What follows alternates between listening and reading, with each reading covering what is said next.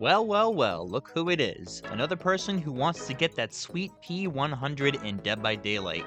What's up, everybody? It's Shadow Ninja here, and welcome back to Rage Quit. Today, we're going to be talking about Dead by Daylight, but more specifically, how to level up your character super fast, and how to accumulate blood points so that you can use them more efficiently in the Blood Web. Dead by Daylight has a lot of unique ways of earning blood points, whether it be by performing specific actions in-game, or completing challenges in the tomes. Most DBD veterans probably already know a couple of these things, but for a newer player looking at all this stuff, I know at least for me it was pretty daunting. So if you are new to Dead by Daylight, or just need a refresher as a returning player, strap in, because we got a lot to cover.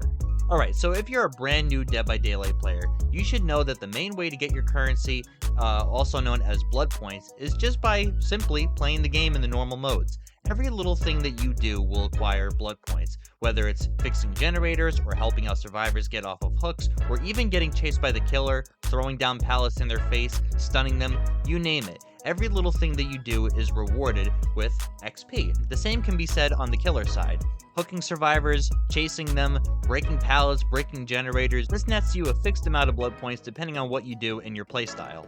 There is a limit though, however, on how many blood points you can acquire per category. If you're playing as a survivor, you can't just go around doing gens all game and get a ridiculous amount of blood points. I believe you can only get 10,000 per category. So as you can see in the top right corner, every time you do something, a little bar will fill up, and when it hits the max amount, that means that you will no longer get blood points for that specific action. All is not lost though, because in the Blood Web, when you upgrade your character, you can unlock offerings to bring into the match with you. Whether it be on a killer side or a survivor side, you can bring in these offerings to boost the blood points that you get, whether it be in specific categories or for all categories. There are also offerings that can be shared with the survivors and even with the killer and can stack on top of each other. So let's say, for instance, if you are a survivor and you bring an offering called Bloody Party Streamers, that will give you a 100% increase to all blood point gain from all categories, and it stacks, so the next person on your team will get it as well as the killer.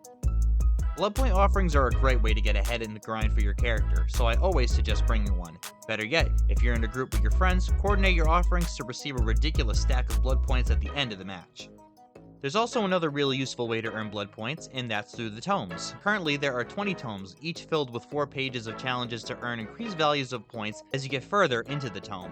These challenges can require you to do killer and survivor specific tasks, as well as play as certain characters.